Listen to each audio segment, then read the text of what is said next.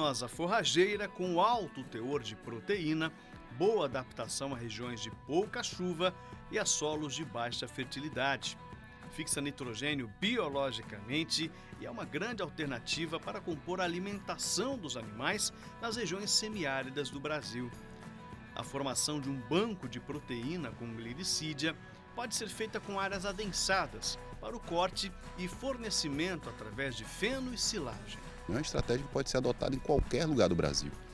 Tem algumas regiões que elas requerem maior necessidade por conta da estação produtiva.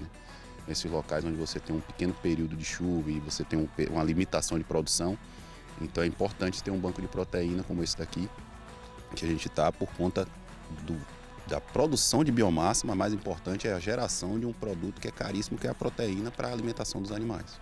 É muito interessante isso, porque aqui vocês têm o período do ano que vocês têm que produzir comida para se preparar para a seca, né? Exatamente isso, né? Diferente de alguns lugares, você tem também seca no centro-oeste, mas você ainda consegue pastejar durante esse período. Aqui não.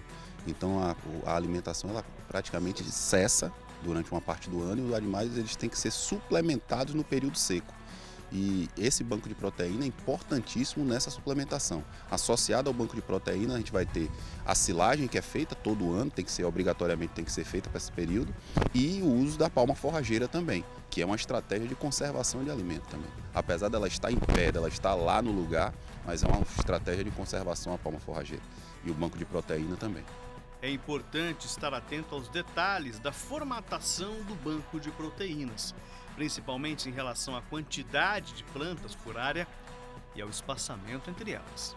O banco de proteína com glicídia para banco de proteína, a orientação da Embrapa é que você trabalhe com 10 mil plantas por hectare.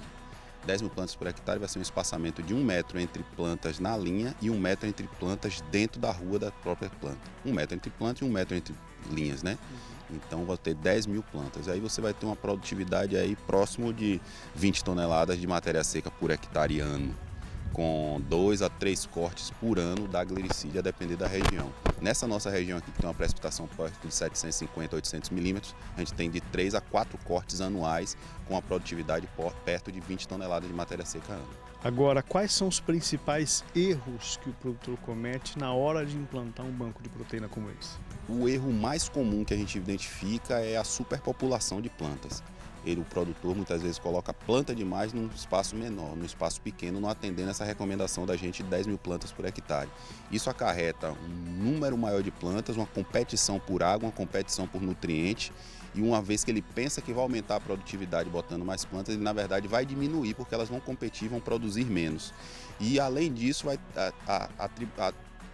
acarretar também uma dificuldade no manejo dessas áreas. Vai estar muito apertado, então para ele retirar o material do lugar, para ele fazer uma adubação, fazer um trato cultural, vai ser muito mais difícil para ele por conta da superpopulação. Outra coisa que ele deve atentar sempre é o ponto de corte das plantas, é um erro muito comum. No banco de proteína de glicídia as plantas vão ser cortadas quando os ramos estiverem na espessura de uma caneta.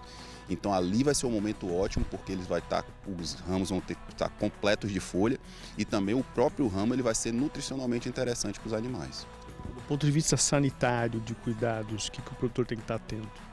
Aqui na glicídia ela sofre muito pouco com pragas e doenças, né? Mas de uma maneira geral tem que sempre ter cuidado com formiga, ataque com formiga, ele vai sempre tratar com formicida esses formigueiros, e se tiver alguma ocasião em que tiver lagarta praticamente não acomete essa planta, mas se tiver gafanhoto, ele vai ter que combater também com inseticida adequado para isso. Mas é muito raro isso acontecer na glicídia, então é uma planta muito rústica, uma planta muito saudável, uma planta que vai dar pouquíssima dor de cabeça para o produtor. Além de tudo, ela é muito resistente à seca, então é muito tranquilo. Trabalhar com a glicídia é muito bom.